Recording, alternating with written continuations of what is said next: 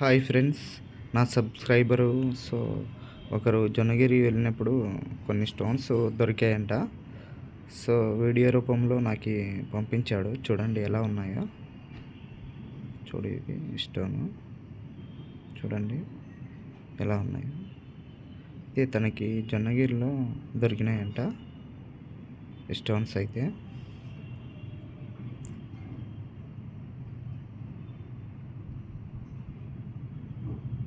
చూడండి ఫ్రెండ్స్ ఎలా ఉన్నాయో.